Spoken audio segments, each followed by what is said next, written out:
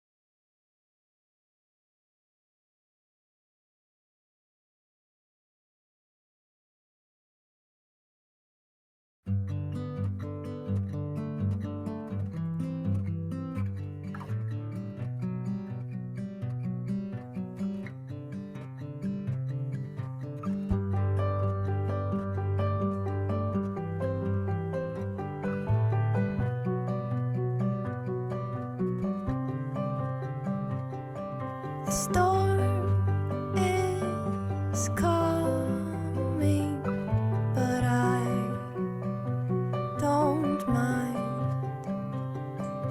People are dying. I close my blinds. All that I know is I'm breathing now.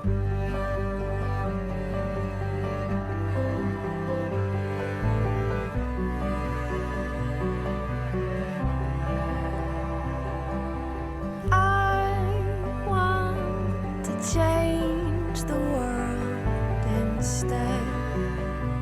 I sleep. I want to believe in more than you and me. But all that I know is I'm breathing. All I can do is keep breathing. All we can do is keep breathing now.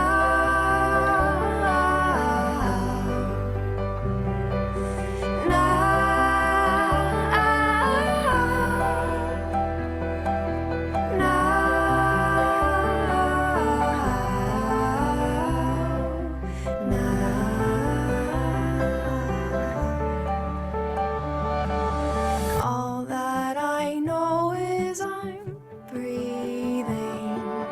All I can do is keep breathing. All we can do is keep breathing. All we can do is keep breathing. All we can do is keep breathing. All we Alrighty. I remembered over break that I said I was gonna try to do more songs, so I'm actually gonna try to do more songs. All right, couple quick updates / reminders. I got your midterm progress reports in, but I got them in on Friday, so if you turned in anything between then and now, it's not accounted for. It's just to give you sort of a update of where everything is. 1 week from today is when exam 2 is due. It's posted, it's the same format as exam 1, open book, open note, not open friend. But you have the same fill in the blank, multiple choice, short answer, and essay. So, yeah. Other than that, we're gonna keep on trucking on. I think I had today as entirely trauma and stress, but we got through that lecture a little more quickly than I thought. So what we're gonna do is finish that lecture, and then we are going to start talking about dissociative and somatoform disorders, which are also things that are related to trauma and stress in their own way. So let me go ahead and get this in slideshow mode for us.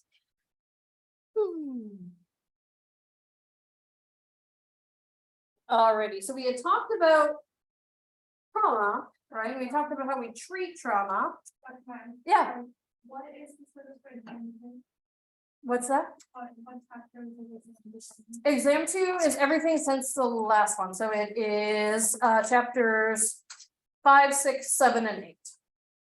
Yep, no problem. Thanks for double checking. Alrighty.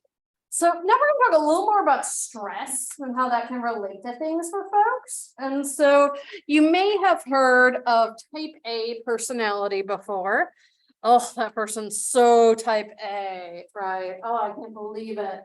And type A is a thing, and it's called coronary prone behavior. These folks tend to have anger, hostility, cynicism. They tend to be driven, impatient, competitive, and ambitious. And then there's this type B that they tried to make happen. I know it's a little like Mean Girls, like don't stop trying to make fetch happen. It's not going to happen. And it was that these folks were cancer prone. That's not a thing, right? Like, yes, there are health things that can relate to your proneness to cancer, but largely more and more we're discovering it's either genetic or due to environmental factors or a combination of the two. And by environmental factors, I mean like exposure to poisonous chemicals, right? Things along those lines. But type B folks tend to be relaxed, less aggressive, and less time concerned. Now, in terms of the type A behavior, your odds of having a coronary event, so any kind of heart attack, are actually double if you exhibit the type A behavior. And they tend to make some assumptions. They assume that self-worth is a function of achievement and recognition, and that's it. There's no universal moral principle. So it doesn't matter who gets in their way or how they steamroll them. What matters to them is accomplishments. And then all important resources are limited or scarce. So life is a competition for these folks. This is very similar to a disorder we'll talk about later in the semester called obsessive compulsive personality disorder. And it's also related to Freud's anal retentive personality. So when you hear, oh, that person's so anal, it's this. So how can we help people who have this coronary prone personality? Well, we try to help them develop a trusting heart. Try to revise those hostile beliefs, right? The world isn't pie, right? It's not competition. We can all get along, all figure stuff out together, and kind of roll from there. And this is probably one of the hardest things to change because they truly believe this. Part of that is cultivating doubt and uncertainty. Are you really sure? Are you really sure you're in competition with that person? Or could you help each other? Try to help them find ways to give and receive love. Help them find ways to search for beauty and joy. And consciously develop a healthy set of principles for living. One of the things that happens with folks with type A personalities, because they're so driven, these are the folks who are just grabbing fast food every night, things along those lines, that if you're already prone to heart attacks, that's not a great thing to be doing, right? Everything in moderation. How do we treat stress in general? This is certainly something that the subfield of clinical psychology called behavioral medicine has been trying to focus on. So relaxation training, this can help in treating almost all psychological conditions, but also medical conditions. People who have experienced chronic pain, for example, people who have high blood pressure, doing consistent relaxation and or meditation can actually help lower it. You can actually get type A people to do this. and to do meditation. And it's hard. Actually, one of my good friends at grad school, this was like the research she helped her advisor with. And imagine going up to someone with type A personality and be like, we want you to meditate. Right? And she was recruiting people who were in cardiac rehab. So these are people who have had coronary events and they're like on the elliptical or something, right? But when they got them in there, it was actually helpful. Biofeedback is really interesting. So you hook people up to essentially like an EEG, so they can see a readout from their brainwaves on a screen in front of them. And then you get continuous readings about these involuntary bodily activities, and you help them to gain control by monitoring it. Meditation is something that's not only popular within psychology, really within the past 30 years, but also in pop culture, right? Like there's all the meditation apps now, and just FYI, you don't have to pay for subscriptions, there are free ones, so find the free ones if you're someone who likes to meditate. But it's about turning your concentration inward, achieving a slightly changed state of consciousness, temporarily ignoring all stressors or just acknowledging that they are stressors in and of themselves. Meditation can be just quiet. It can be guided where you listen to a meditation. It can be something like yoga, where you're also using your body as part of the meditative process. And then there's hypnosis, and hypnosis, I think, has a bad rap because we tend to think of it as mumbo jumbo, that it's like the realm of like mystics or the comedians that come through and hypnotize people, right? But hypnosis itself is a little similar to meditation in that you're just getting someone to go into a different conscious state where they might be more suggestible. And being hypnotizable does not mean you're weak. I think that's another misconception. It's actually related to the personality trait of openness to experience. I'm actually very hypnotizable, so unfortunately he has since passed, but one of my grad professors did cognitive hypnotherapy where he would incorporate principles of CBT while someone was under hypnosis, and it was really helpful for things like chronic pain. And whenever he did a demo in class, he'd use me as an example, because like the first test he did with us is he's like, okay, everybody put your hands to the side and then like let your right arm go up. And then he was like, okay, open your eyes. And everybody else was like, and my arm was just like, Taryn, come on now.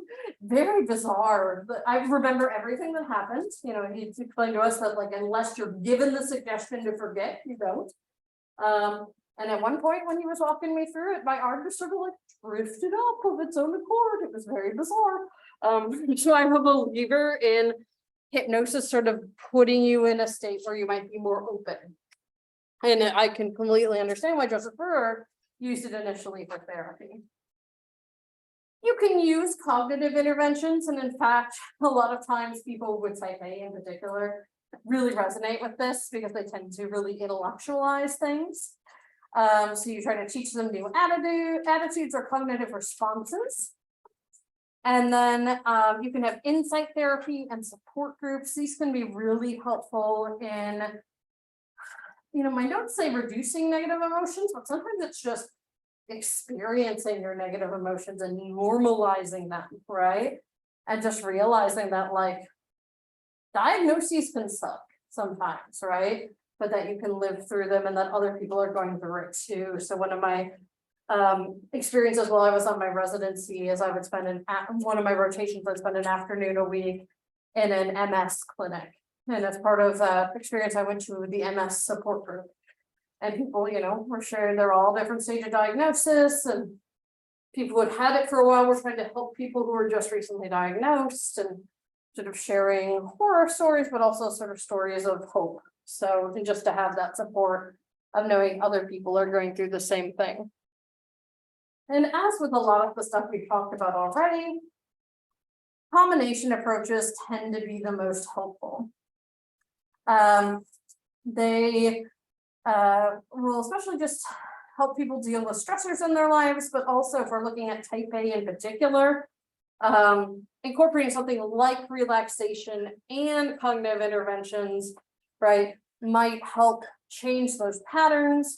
And also the cool thing is, especially when you get people doing the relaxation and or the meditation, it reduces their risk of heart disease.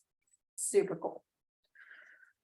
Alrighty, so now we are going to go on over to our dissociative and somatoform disorders. And so these are sort of interestingly grouped, and I think your chapters now sort of ungroup them.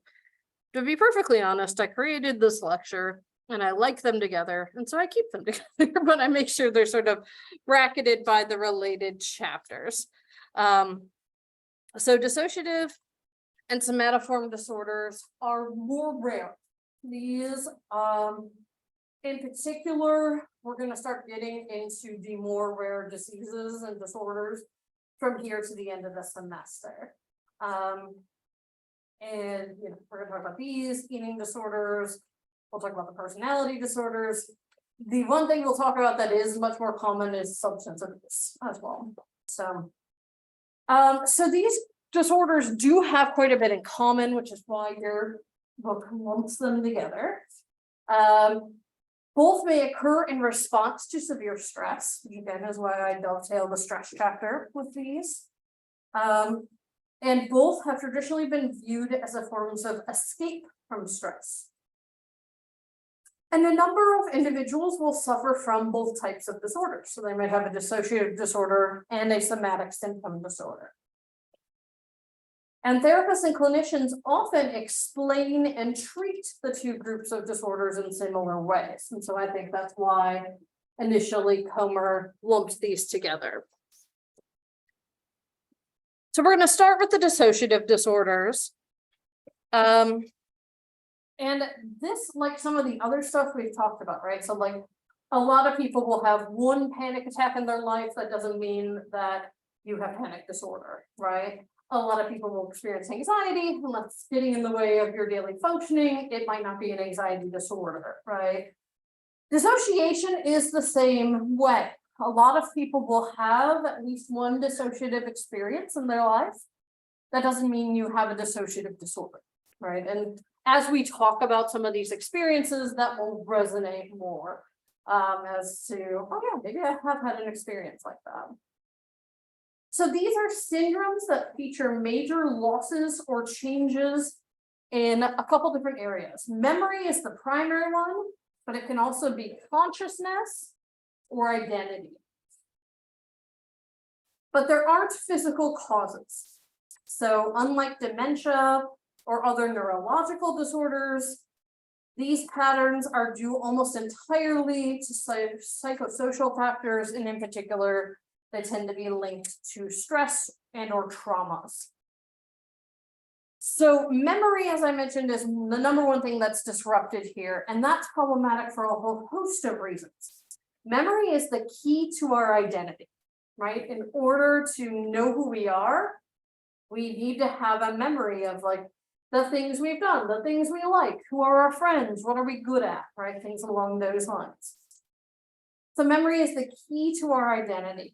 It's the sense of who we are, the characteristics, needs, and preferences we have. All of that is memory.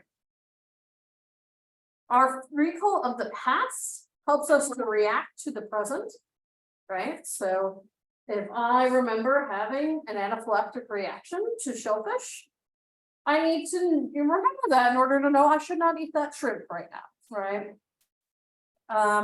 But then it also guides us towards the future, right?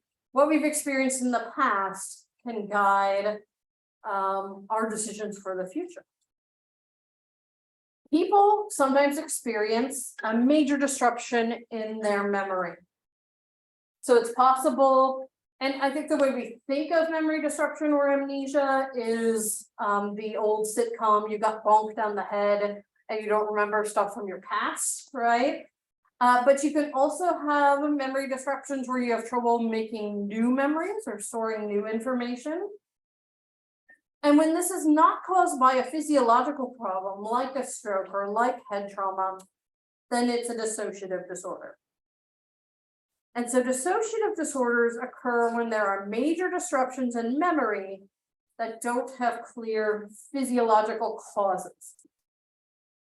One part of the person's memory is typically dissociated, which we can interpret as just separated from the rest. So these are the types of dissociation that we will go through.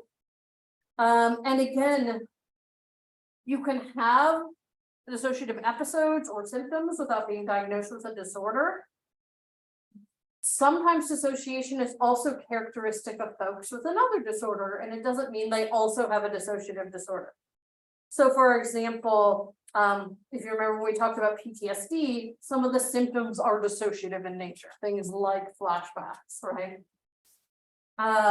But also we can see that in some other disorders like personality disorders as well. However, some research does suggest that people with one of these disorders, like let's say you have PTSD, might be highly vulnerable to developing the other. So developing a dissociative disorder as well. All right, so these are our dissociative disorders. And again, each of them is going to get its own slide here. Or several. So dissociative amnesia is where people are unable to recall important information, usually of an upsetting nature about their lives. And the loss of memory is much more extensive than normal forgetting. And again, it's not caused by organic factors. So if someone has dementia and they have memory loss from that, it's not a dissociative disorder. Very often, this episode of amnesia is directly triggered by a specific stressful and or upsetting event.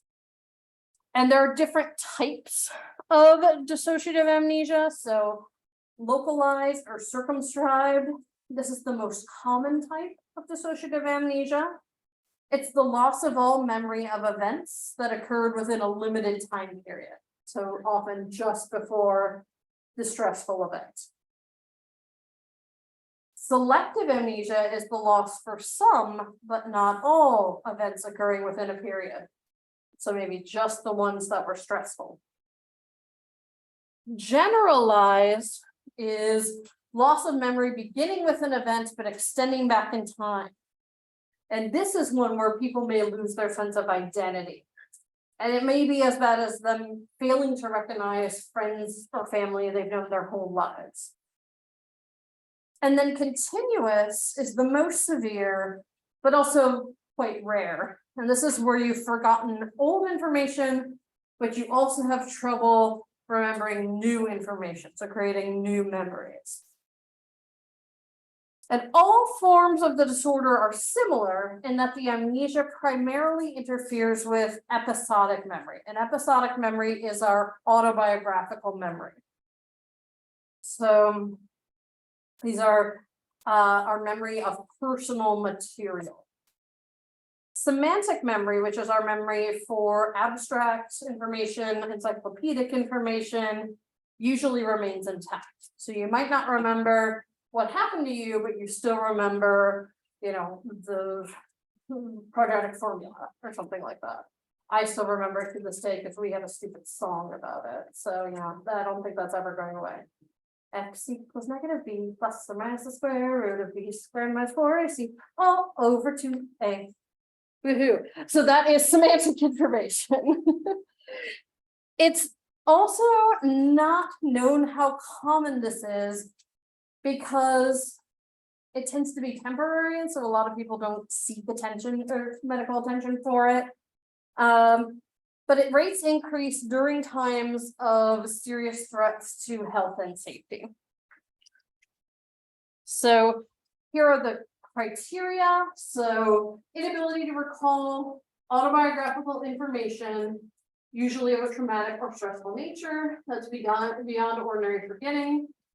This is causing distress or impairment. And again, it's not due to a medical condition. It's also not because while that traumatic thing happened, you were really, really high, right? It's not due to drugs. Alrighty, and then I have a very brief, I found a lot of these and they're very, very short, but they give a nice little demo of some of the symptoms here. Be sure to visit symptommedia.com to sign up for a free trial today. How has the new school year been? Fine. Been more work. College applications. College applications. So you've been under more stress recently. Yes. How's this stress affected you?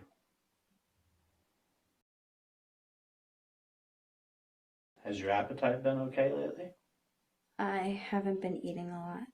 Well, I eat. I'm not anorexic or anything. Have you been able to sleep? Have you had any nightmares or intense recurring dreams? No, I don't have any nightmares. Did anything in particular happen 2 days ago? I don't think so. You can't recall any of the events at your school Tuesday? No. And so there's an example of her not recalling a very specific traumatic event. Did not need to exit out of that. Okay. Alrighty. You can also have, and you may as well just leave it off because I've lost a little bit today. Hopefully people don't fall asleep. I'll try to be energetic. You can also have dissociative amnesia with dissociative fugue. This used to be its own disorder, but now it's a qualifier under dissociative amnesia. So this is apparently purposeful travel or bewildered wandering that is associated with amnesia for identity or for other important autobiographical information. So people who have dissociative amnesia with dissociative fugue not only forget their personal identities and details about their past, but they also flee to an entirely different location. For some, the fugue may be brief. They may travel a short distance and not even take on a new identity. But for others, the fugue is more severe. They may travel thousands of miles, take on a new identity, build new relationships, and display new personality characteristics. This is very rare. 0.2% of the population will experience dissociative fugue. It usually follows a severely stressful event, but personal stress may also trigger it. And fugues tend to end abruptly. The problem is when people are found before their fugue has ended, therapists may actually find it necessary to continually remind the person of their own identity. They will believe they're this new person they took on. And also their location. Individuals do tend to regain most or all of their memories, and dissociative fugue tends to be a one-off. It's sort of like this happens one time, never reoccurs. Alrighty, and so this is an example of dissociative fugue. It was a Category 5 hurricane, Irma.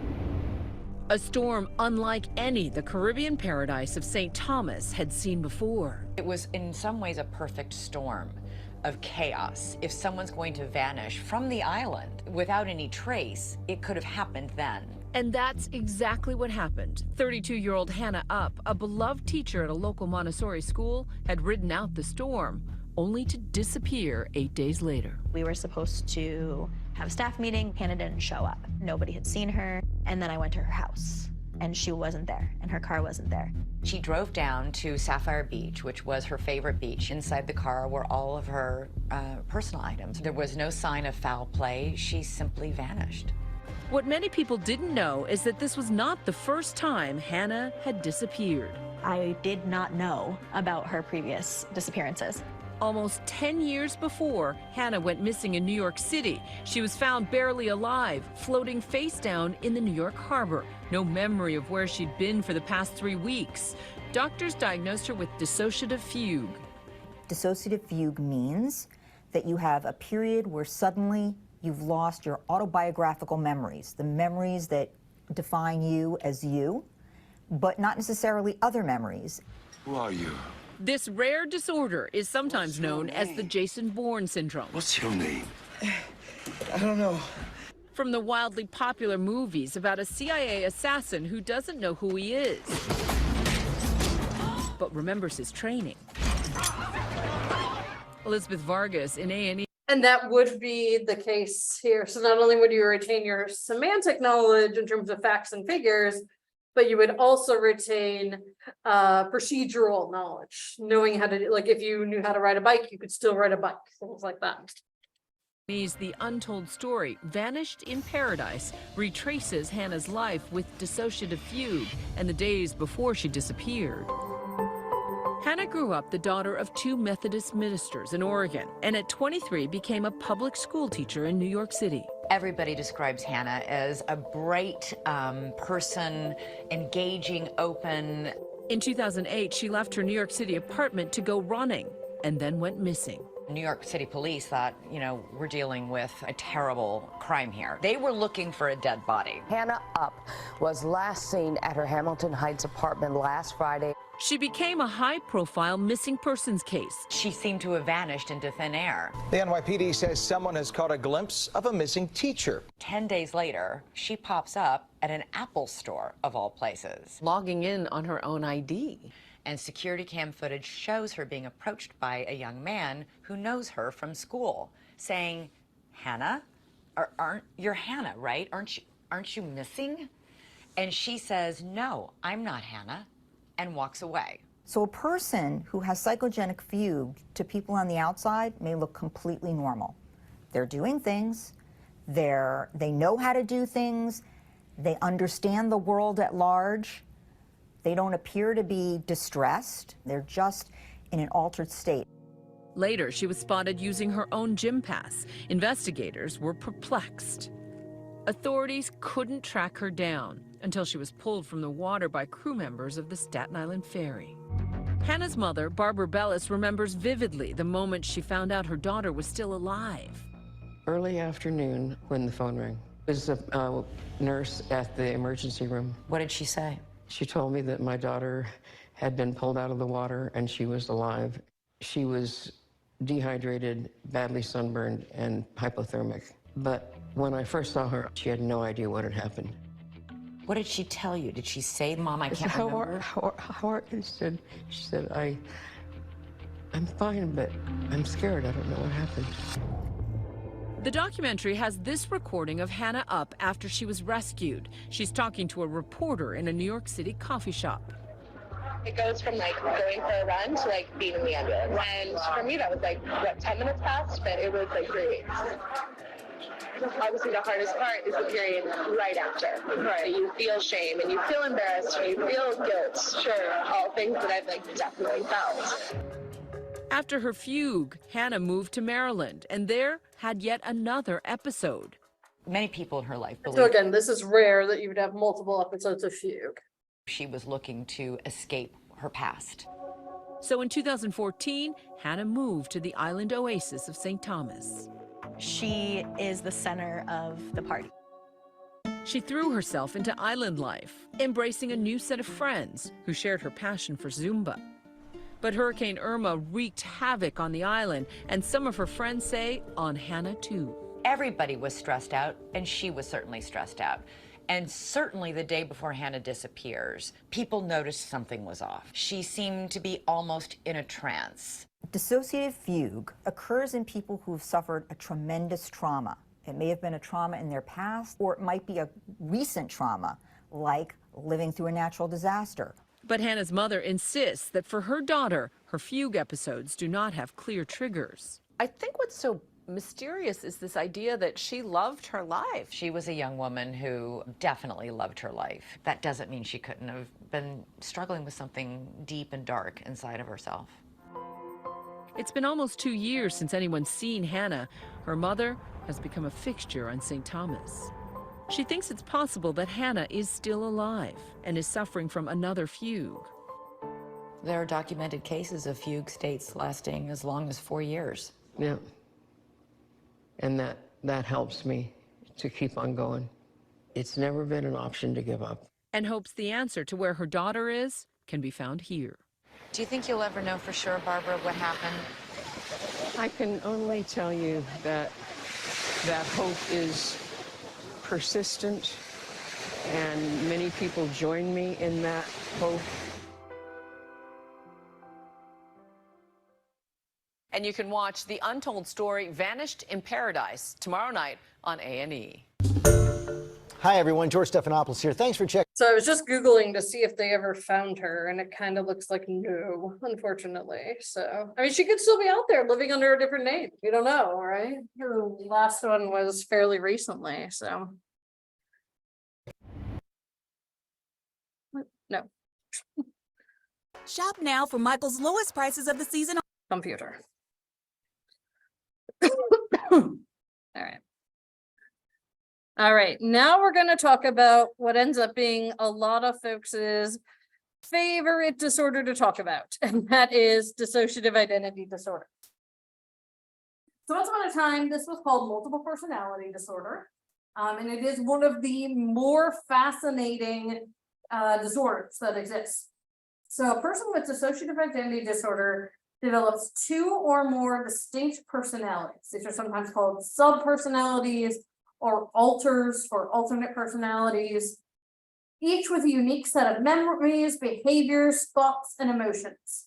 There are cases where people have had 100, there are cases where people have had several hundred personalities, but the modal number, the most common number, is 2.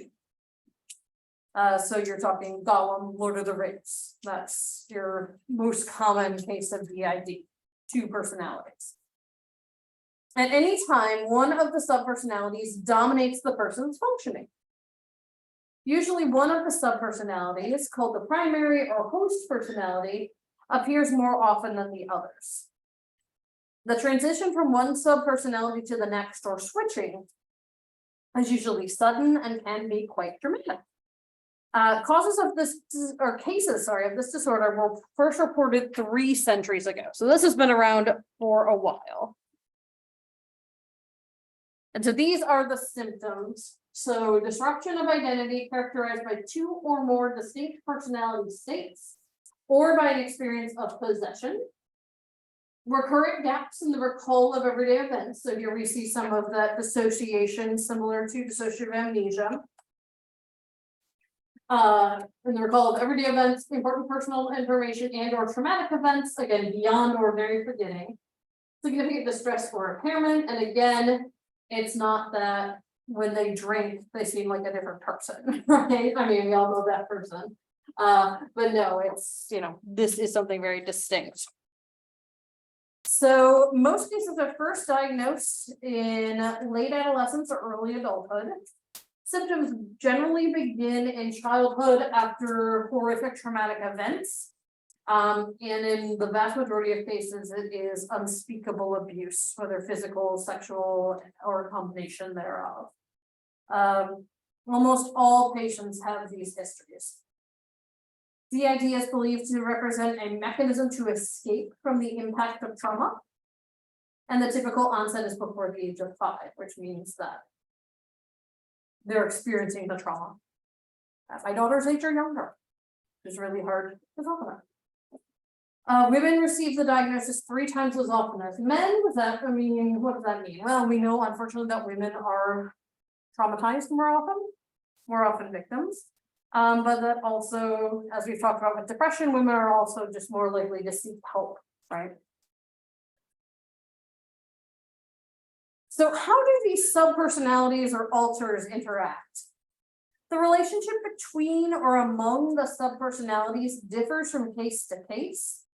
And generally there are 3 kinds of relationships. The first is mutually amnesic. And this is where the subpersonalities have no awareness of each other. When this happens, folk will just like feel like they blacked out for a while and then be like, I don't know what happened for that time. And that's when the other personalities took over.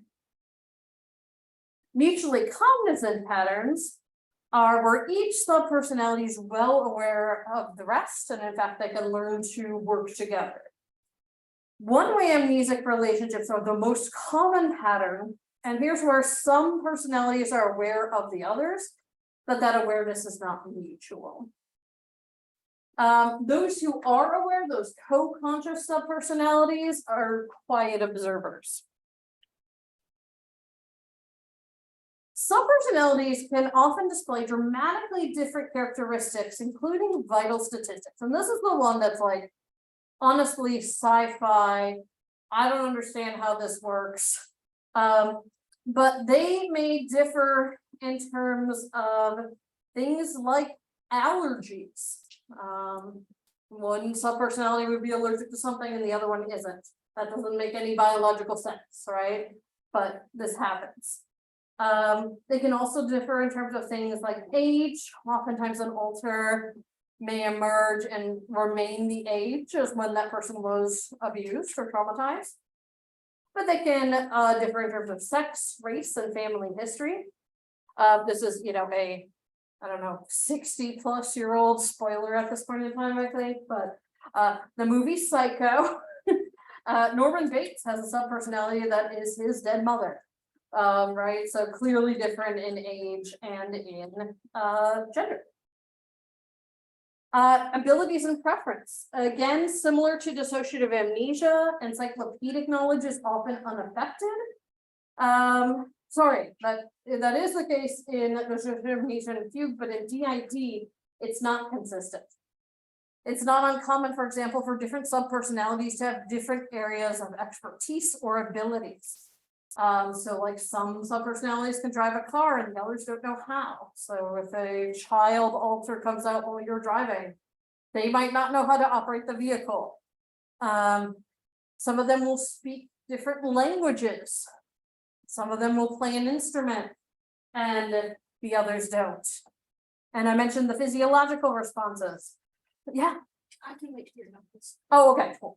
Yeah, they can have different autonomic nervous system activity, different blood pressure levels, different allergies. Yeah. I would like to argue that it is not sci-fi like, for different alters to have different allergens. Because trauma is so closely linked to the nervous system. That makes sense. And the nervous system and the immune system are linked in how they work. Yeah, that makes sense. Yeah, it's certainly an argument, and I think that's part of what we're trying to figure out with it, right? Is how closely are those links? The area of health psychology really looks at how trauma affects your health and your pain response, for example. In addition, one of the things we'll talk about with somatic symptom disorders is disorders where pain lingers beyond when there's any physical thing lingering, and it's because of the link that we were just talking about. So thank you, yeah, for sharing that. And you know, this makes sense in the same way, but it's hard to wrap our heads around, right? And one of the things I'll say, because this is such a low incidence disorder, low prevalence as well, right? It's hard to study. When I was in grad school, I had 3 different professors, each had 20+ year careers, and they all said in those 20+ years of doing clinical work, they'd seen 1 person with DID. So it's really hard to study. It's not like depression where we would probably be able to go out in the community and get a group of 50 people within a couple of weeks, right? You know, it's rare. Yeah, kind of. If somebody develops like a personality, would you say that they have lost their identity completely, like their actual post personality, but completely lost it? No, and that's what makes it the multiple personality is why they used to call it that. It's because they tend to keep that original personality, but then develop the other sub personalities as well. And it's interesting because like sometimes that original personality is the dominant one and sometimes it's not. So when it's not the dominant one, would you say that the person is changing identity? That's a good question. Yeah, and this is something that I think we need to ask people who experience it. They tend to refer to themselves as systems because they don't like to refer to themselves as one personality. They like to acknowledge all of them, and how they talk about or define it, right?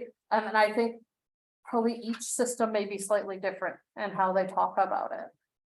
But yeah, I would say most of them would probably say no, but some might. So for example, one of the videos we'll watch in a couple minutes is Chris Costner Sizemore, who is the woman who the movie 3 Faces of Eve is based on. She's a real person, and one of the things that happened, one of the techniques they try to use that is now largely rejected by systems, I'll say that. But one of the techniques that was used for many years, and I think some people still try to do it, is what's called integration, where you try to get it back to one personality. And for Sizemore, the first time they did that, it wasn't her original personality. And then they were like, and the movie ends with like, she's fixed, it's great.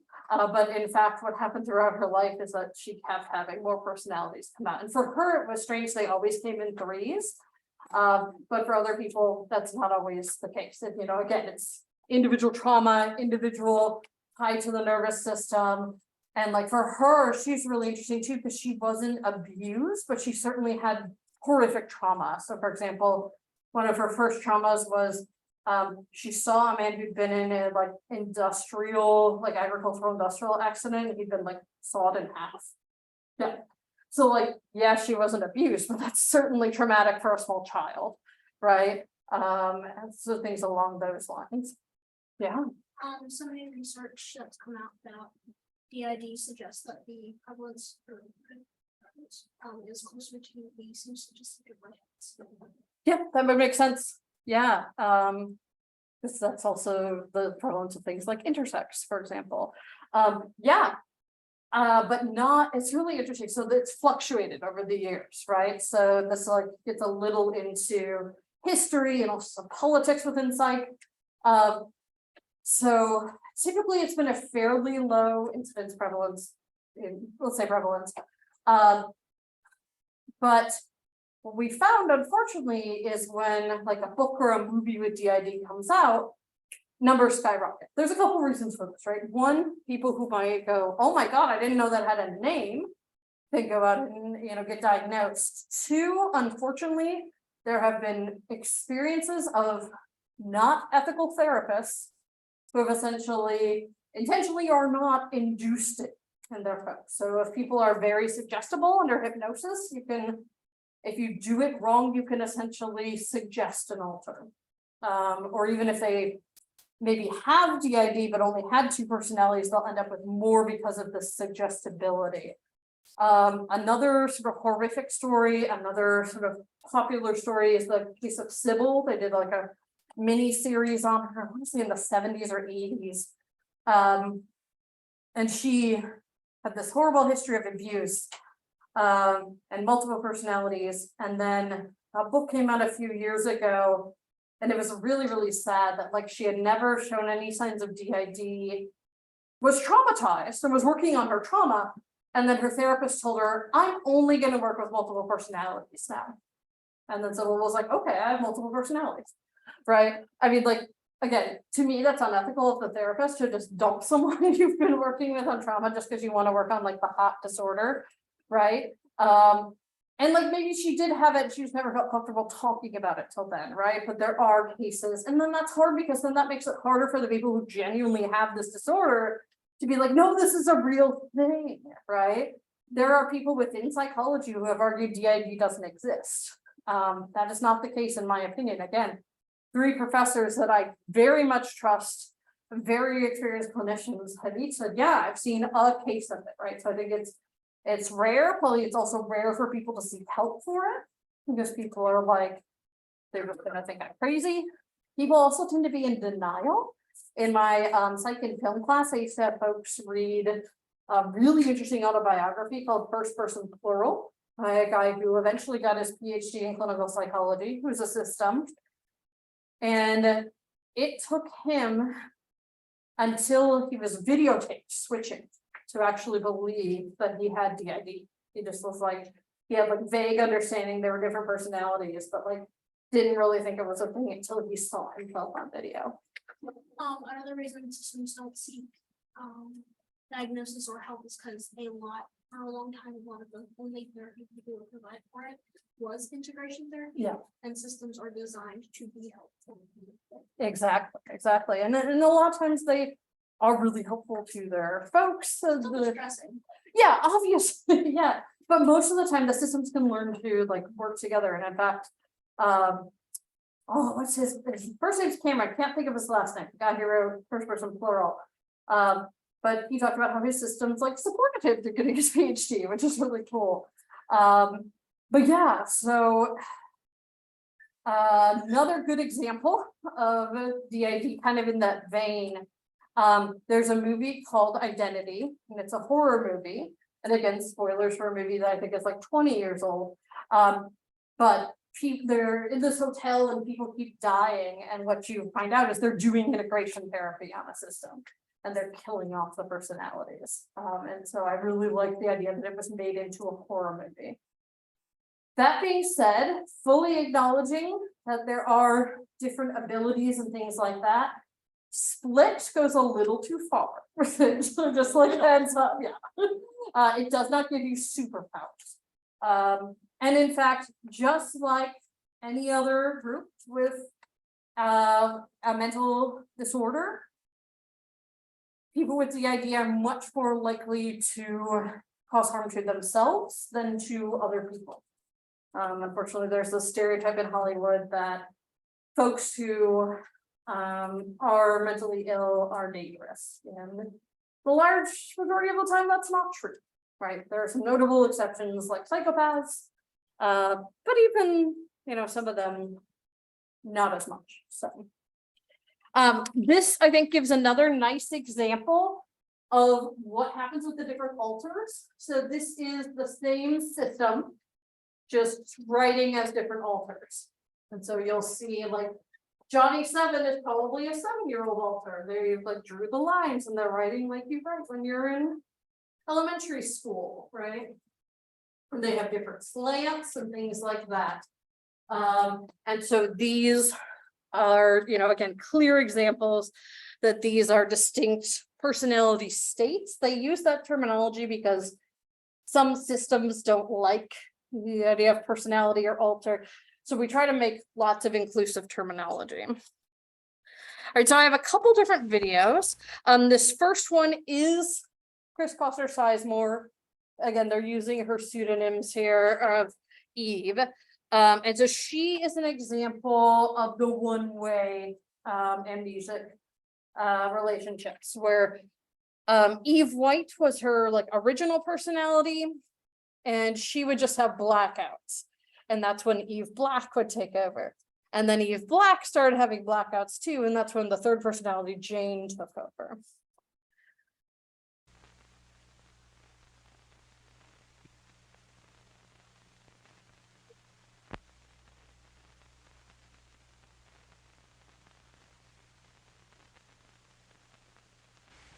Are you feeling well these days? I feel tired. Feel tired? You felt tired for some little time, haven't you? Yes. I see. Oh, one thing I should also say is this occurred at the Medical College of Georgia in Augusta, Georgia, which is where I did my residency. And so they're deep south, and that's why their accents are so thick. Do you hope and expect that this will all soon be terminated? Yes. How do you feel about that? I think Jane would be the one. So they're talking about integration therapy, and she's saying she thinks that third personality, Jane, is going to be the one to take over. I feel that she will be the one. Yes. How do you feel personally about it, though? But it's just something that's got to be. Do you I feel... want to get well, and if that's the only way to get well, that's the way I want it. Do you feel that you will be in any part of it? No, I don't feel that way. Does it cause you distress? In a way, I worry about Sarah. Steph is her daughter. You feel that she may not be taken care of? Yes. I see. Do you regret going, or what's your feeling about it? No, I'm tired. So now they're going to get to Eve Black, the first alter that came out, the second personality.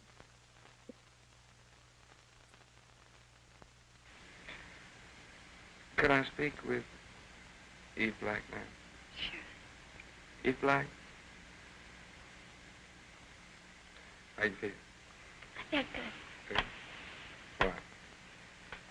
I don't know. You I enjoyed, always feel good. did you enjoy the trip over today? Yeah. funny, though, wasn't it? Was it? Yeah, you know, I thought we just zoomed through space and then we were just creeping along like a little caterpillar. I didn't even feel like I was moving. That's your first airplane ride? How do you like all this? I think it's real exciting. Do you? Don't you? Yeah, it's very interesting. I guess it is interesting in a way. But I think it's more exciting than interesting. How long have you been out? Huh? How long have you been out? Do you mean in all? Mm-hmm. Off and on all my life. All your life. You remember some things that happened in your childhood? Yeah. You remember things that happened to Eve White? I know everything that happened to us.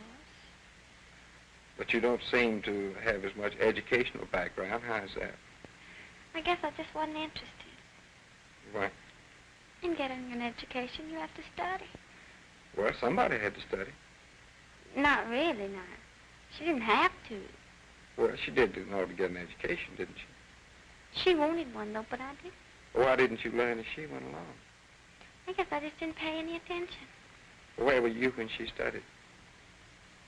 I don't know. Just somewhere. Going away. But you always knew what was going on. Did you have trouble coming out? Yeah. Could I speak with Eve White, please? Sure. Eve White? So I don't know how well you can see it because it's kind of a grainy quality video, but when she switches, she like blinks her eyes. I've seen other videos with people with systems where they like cough in between. It's the switching is different for everybody. You all right?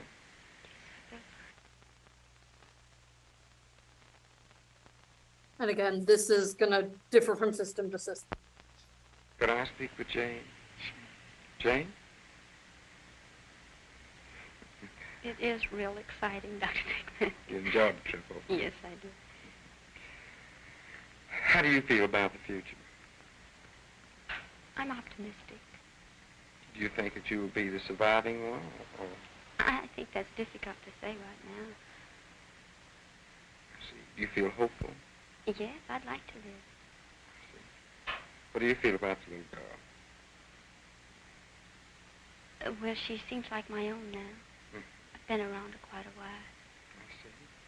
You're rather looking forward to it? Yes. You don't mind the responsibilities, obligations?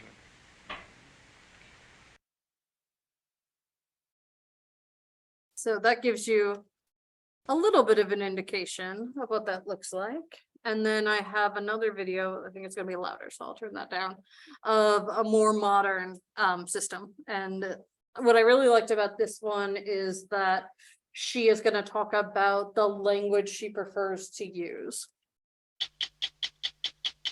MPD is, well, we prefer multiple personality disorder. We understand that some people prefer the term dissociated identities, but no, mine aren't dissociated. It's not like we woke up and said, oh, I have to do something unpleasant. This is my job. I don't want to own that, so I'll push it away. That's not part of me. That's not how we worked. One thing that I'll note here is she's using we to talk about the system. And one of the things my supervisors on residency told me is that like when they use we, that's a really good indication that this is probably actually DID. I was born and then I was removed by Symphony. And after that, and I shall ask her to come out and tell you this, because after this it all gets a bit blurry for me. Sure. Hello. Hi. I'm Symphony. Hi, Symphony. Hi. Symphony, you're 4. Yes, 4 going on 50. Yes, I've got to be 4 because I'm hoping that when I get to testify that I can grow, because I've got to stay this age because I've got to tell about Daddy. You are in charge of those facts. Yes. You know what happened. Everything that he did after I took Jennifer away, he did to me. So every single bit of abuse I have experienced, that's my job. My job is to deal with Daddy. That job was a big job. It was enormous. The first person I created after me was a man called Eric, and Eric is our organizer. So as people were created, Eric made them an internal landscape where they live, and he gave them their list of rules, and because everybody's got rules. There are some very strong personalities in there. Some people Yes.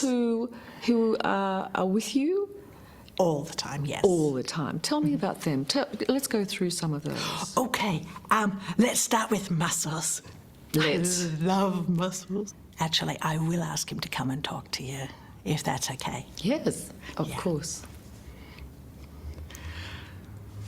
Oh, okay.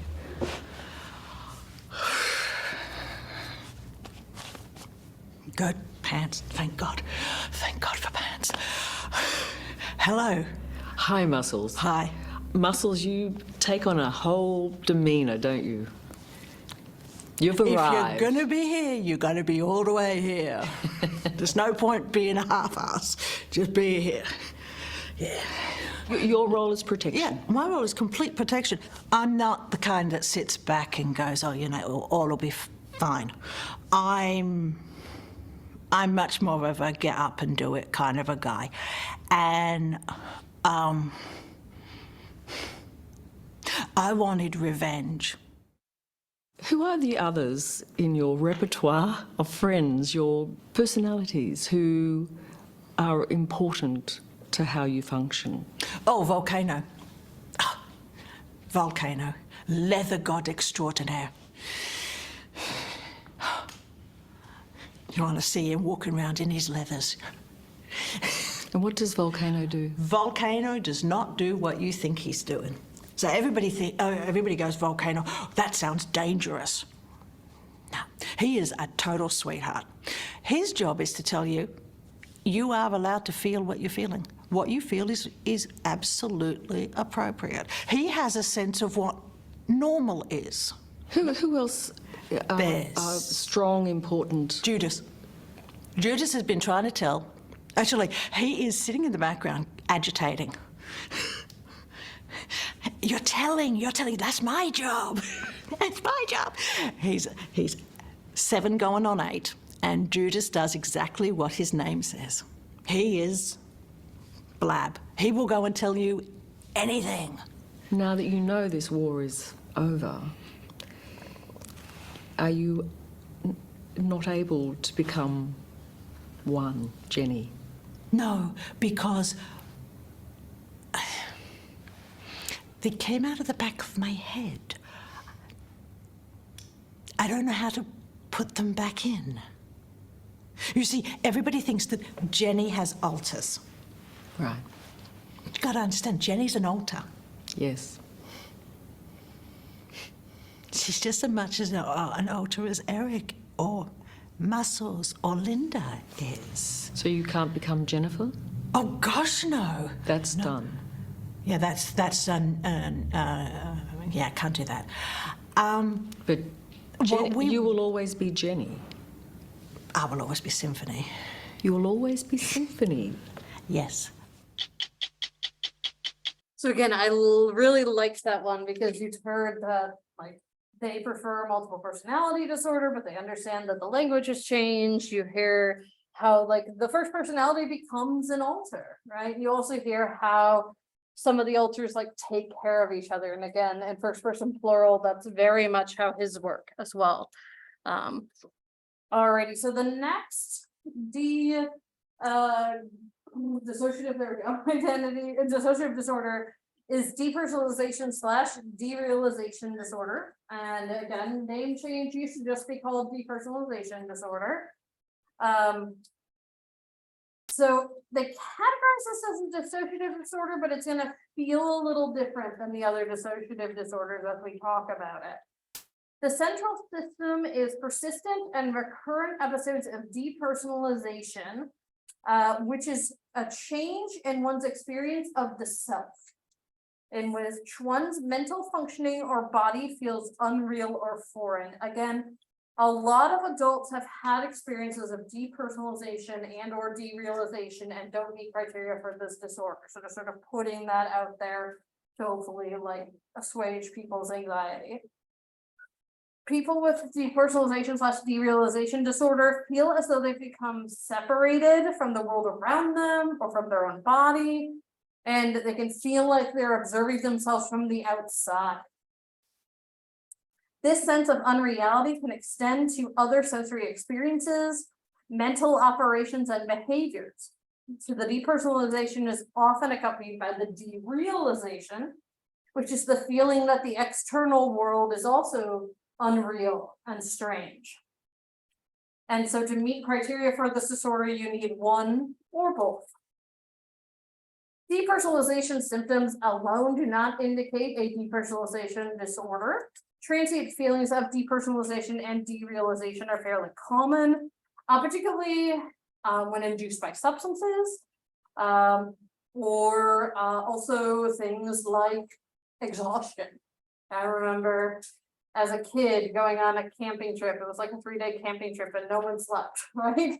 And being by the campfire and talking to someone and feeling like I was like not attached to the rest of the world, right? That's derealization. And it didn't mean I had this disorder, it just meant because I was exhausted. That's how my brain was processing things. About half of adults have had some sort of depersonalization and or derealization experience in their life. The symptoms of this disorder, in contrast, are persistent or recurrent and cause marked distress or impairment in the person's social and occupational realms. This disorder occurs most frequently in adolescents and young adults. It occurs much less often in folks who are 40. The disorder comes on suddenly and then unfortunately tends to be chronic. Relatively few theorists or few theories have been offered to explain this particular disorder, and we see, unfortunately, not that much research on it. We're not going to watch this whole video because it's a little longer, but we'll watch the first few minutes so you get what it's like for somebody. There we go. If it'll load.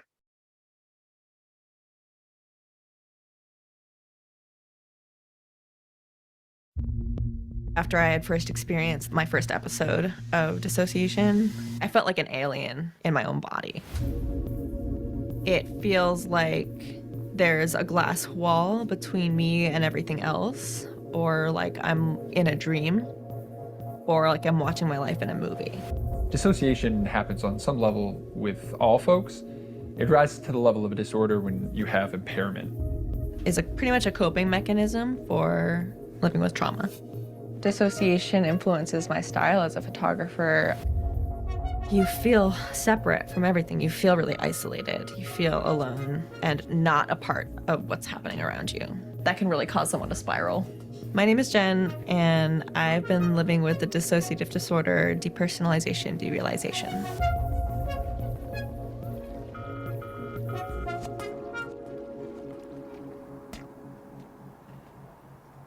These are the meds I take. I take a couple for depression and anxiety, and another, it's technically a blood pressure medication, but it also helps with anxiety and getting into your body because it stimulates the parasympathetic nervous system, which makes you calmer. Depersonalization, derealization, which I can just call DPDR. The depersonalization is more about detaching you from your body, and derealization is more about detaching you from the world around you. I kind of like describe feeling dissociated as being like way too high. I just remember this like extreme sense of unreality. I was like, oh my God, nothing is real. I just feel removed. Even though I'm in life, I feel removed from it and from everyone around me and from my own self. Dissociation influences my style as a photographer, and it can often feel like a really fragmented experience. So that's also something I try to get at a little bit in my work. All these photos are from my project called At Once. The project ultimately became about dissociation. I took a lot of creative liberties in trying to impart the sensations, like the emotional experience of it, entering into this sort of state of mind where everything felt really vast and sometimes pointless, and I felt really small. I think that photography is sort of a controlled setting for me to work with my dissociation and like kind of work through it, because I am looking through a lens, and that's sort of the epitome of my frustration with the sensation of dissociation. I feel like I'm looking at everything through glass. But with photography, I get to sort of make something beautiful out of what is typically a scary experience, or can be a scary experience. So I really love this apartment because of all the color everywhere. That's pretty much the #1 reason why I chose it. Saturated color is really grounding to me. Feels like it really like pulls me into the present. I remember the first night it kind of came over me in an anxiety attack. I just remember feeling like it was just like a whoosh, like all of a sudden I was up here and everything's down here, and it was just like a really wild feeling and sent me into a huge panic. And I ran into my mom's room and I was like, oh my God, are we real? Like, is anything real? I was like so panicked, I like threw up. From that point on, for a lot of months, I was pretty much in that state of dissociation consistently. I was feeling extremely far removed from everyone around me and just like desperately wanting to like puncture the veil that seemed to like exist between me and everyone else. I just remember staring at my pet rabbit in his little crate, and I loved him so much. He was just like my little buddy. And I just remember looking at him and being like, I just want to feel like he's real. I just want to like feel connected to him. I just want to feel like I'm here. And I just couldn't. No, if people are interested, this whole video When I first- is in the PowerPoint, so you can go back After and I- watch the rest later. But I want to move on a little bit to start talking about how different theories try to explain dissociation and dissociative disorders. So the psychodynamic view, these theorists believe that they are caused by repression, which is the most basic ego defense mechanism, that people fight off anxiety by unconsciously preventing painful memories, thoughts, or impulses from reaching awareness, and they do this through dissociation. In this view, dissociative amnesia and fugue are single episodes of massive repression. DID is thought to result from a lifetime of excessive repression, motivated by, again, these traumatic childhood events. Most of the support for this model is drawn from case histories, which report brutal childhood experiences, yet not all individuals with DID or any dissociative disorder report these experiences. And also, child abuse is much more common than DID. So, you know, there's something else going on, right? It's not a one-to-one. In terms of the behavioral view, behaviorists believe that dissociation grows from normal memory processes, and it's a response learned through operant conditioning. So that momentary forgetting of your traumatic experiences will decrease the anxiety, which in turn increase the likelihood of future forgetting.